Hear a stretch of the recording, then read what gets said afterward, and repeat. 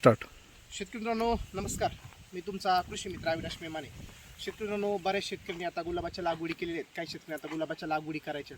बऱ्याच वेळा शेतकऱ्यांना उपप्रक्षेत्रावर गुलाब शेतीवर थ्रिप्स व्यवस्थापन जमत नाही, पाणी व्यवस्थापन जमत नाही, रोगकीड व्यवस्थापन जमत नाही. त्याचा परिणाम असतो की उत्पन्नावर होत असतो. तर तुम्ही जो हा प्लॉट पाहताय, हा प्लॉटमध्ये शेतकऱ्यांनी पाणी व्यवस्थापन, खत व्यवस्थापन, रोगकीड व्यवस्थापन किंवा थ्रिप्स व्यवस्थापन करत असताना आपण त्यामध्ये ट्रीटमेंट त्यांना कशी दिली आणि त्याला रिझल्ट कसे आले, डायरेक्ट आपण त्यांच्याशी संवाद साधणार आहे. नमस्ते. नमस्कार. आपलं नाव सांगा. नमस्कार, मी श्रीकांत पोपटराव तावरे, राहणार सांगवी, तालुका बारामती, जिल्हा पुणे. मला सांगा, या गुलाबाची जी लागवड आहे ही लागवड तुम्ही कधी केलेली आहे? हे 18 जानेवारीला केलेले आहे. 18 जानेवारीला. हो. आणि किती क्षेत्रावर किती रोपांची लागवड केलेली आहे? साधारण अर्धा एकर क्षेत्र आहे, तर 3600 रोप रोप बसवले. हो. आणि कोणत्या जातीचा गुलाब या? हा बोर्डेक्स. रोपांची लागवड करत असताना 2 बेड मधलं अंतर किती आणि 2 रोपातलं अंतर किती ठेवलेलं आहे? 2 बेड मधलं अंतर आहे 9 फूट. 9 फूट. आणि 2 रोपातलं अंतर 2 रोपातलं 1.25 फूट. म्हणजे 9 बाय 6 तुम्ही लागवड केलेली आहे. मला सांगा, फवारणी व्यवस्थापन तुमचं या गुलाबामध्ये कसं असतं? दर 2 दिवसाआड करत असतो. बर. ओपन प्रक्षेत्रावर ज्यावेळेस तुम्ही गुलाबाची लागवड केलेली आहे, तर तुम्हाला अगोदर समस्या काय आल्या गुलाब शेतीमध्ये? थ्रिप्सचा आम्हाला उन्हाळ्यात प्रभाव जास्त जाणवला. बर बर. जास्त प्रमाणात थ्रिप्स जाणवले. बर. हा.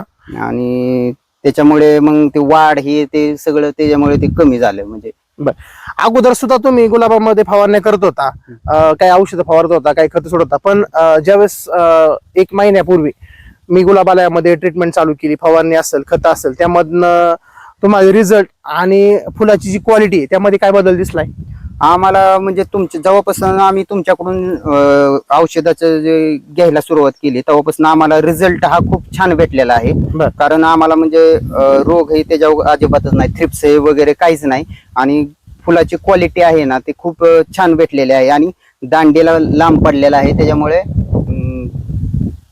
मार्केटमध्ये पहिला जो तुम्ही रेट घ्यायचा गुलाबाला आणि आपली ट्रीटमेंट चालू केल्यापासून जो गुलाबाला मार्केटमध्ये रेट घेताय त्यामध्ये एक तफावत किती जाणवते? साधारण एक बाकीच्या मध्ये ही म्हणजे 20 रुपयाचा फरक पडतो. क्वालिटी 20-30 रुपये. आणि मार्केटमध्ये गेल्यानंतर घेणारा ग्राहक असेल किंवा तुम्ही जो मार्केटमध्ये माल विकताय, तर त्या दलालांच्या असेल किंवा ग्राहकांच्या प्रतिक्रिया काय त्यामधनं? त्यामध्ये येतात की तुमचा गुलाब आहे ना खूप म्हणजे कलर छान आहे, दांडी लांब आहे आणि त्याच्यामुळे कडकपणा छान म्हणजे चांगला आहे. त्याच्यामुळे जास्त आपला म्हणजे गेला की माल बर बर बर जास्त. बाकीच्या जे गुलाब उत्पादक आहेत, काही शेतकऱ्यांनी ओपन प्रक्षेत्रावर गुलाबाची लागवड केली, त्यांना तुम्ही काय सल्ला द्याल गुलाब शेतीमध्ये? किंवा गुलाब शेतीमध्ये जर टिकून राहायचं असेल तर त्यामध्ये कोणत्या शेतकऱ्यांनी चुका टाळल्या पाहिजेत? गुलाब शेतीत जर तुम्हाला टिकून राहायचं म्हणलं तर औषध फवारणी ही वेळेवर केली पाहिजे. बर बर. जास्त प्रमाण लक्ष आणि पाण्याचं एक नियोजन पाहिजे त्यामध्ये. बर बर. हा. आणि मला सांगा, महत्वाचा प्रश्न, किंवा या 3600 कलमामध्ये 20 गुंठ्यामध्ये तुम्ही सांगितलं की 3700 रुपये बसवले, तर उत्पादन कसे आणि जो माल निघतोय किती किलो माल तुम्ही पर डे तोडताय किंवा दिवसाड माल किती किलो तोडताय? तर आम्ही रोज एक 30 किलो माल तोडतोय 20 गुंठ्यामध्ये. हो. बर बर बर.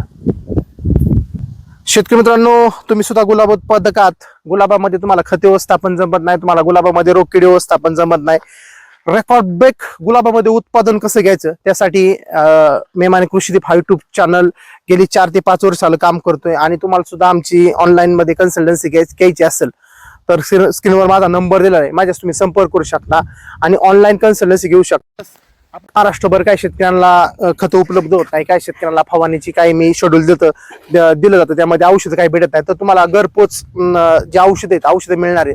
आणि महत्वाचं काही शेतकरी जवळचे आहेत तर शॉपचा सुद्धा ऍड्रेस देतोय, त्यामध्ये श्री गुरुदत्त शेती भांडार सुपा, तालुका बारामती, जिल्हा पुणे या ठिकाणी शॉप आहे. डिस्क्रिप्शन बॉक्स मध्ये शॉपचं लोकेशन टाकतो, तुम्ही फोन करून त्या शॉपला व्हिजिट करू शकता. आणि गुलाब शेतीमध्ये कसली समस्या असेल तुम्ही त्याचं शंकेचं तुम्ही यामध्ये निरसन करू शकता. धन्यवाद.